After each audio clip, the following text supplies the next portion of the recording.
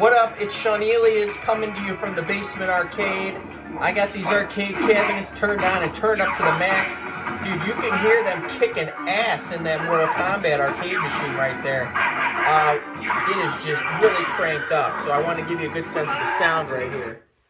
Listen to these things. Give you a quick little tour right here. Got the light up marquee. Got Galaga going here. I'm going to turn them down a little bit right now because they're pretty loud. So I just want to give you an update. How everything's going in this Basement Arcade. Everything is great. The machines are all working fantastic. I just want to give you a little update here and a little story to go behind the update. So, why did I decide to do a Basement Arcade? Why now? Why am I doing this? Well, for one, having a Basement Arcade has always been a dream of mine since I was a kid.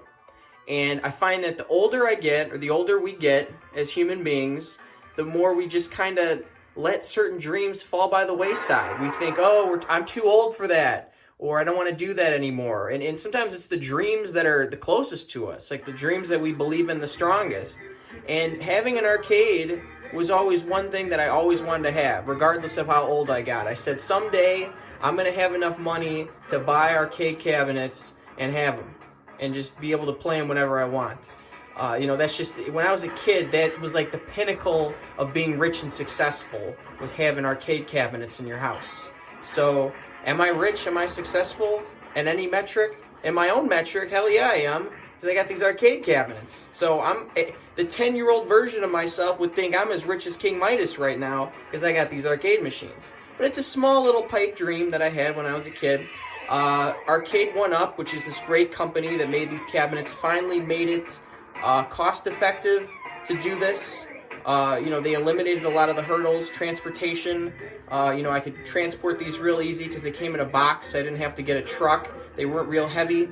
They were really cheap.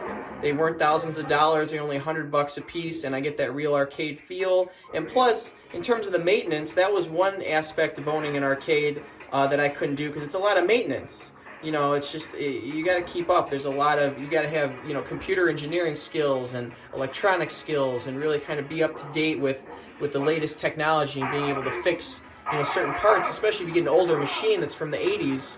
You really have to be able to, get older parts and be able to keep up with those. And that's something that I just didn't have the time or the commitment to deal with the maintenance. Well, Arcade 1UP solved that too, because every printed circuit board in these are really small. It's brand new technology. These just came out in 2018. This one just came out in 2019, a couple of months ago.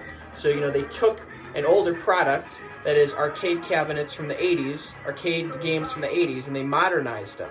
Because they printed modern circuit boards, small size, state-of-the-art monitors. They cut the costs. Everything's made in China, and it's really good quality stuff. And so if I have any problems, I can communicate with the company. I actually communicated with the representative already to let them know that the arcade was really going well, and they're great to communicate with. So Arcade 1UP's a great company. If anything goes wrong with these cabinets, I can communicate directly with them and get replacement parts rather than having to do the work myself. So that's my arcade story. I really look forward to hearing your comments. Give me a shout. You ever want to come out and check out the arcade? Thank you for watching this video, and welcome to the Basement Arcade. Welcome to the arcade.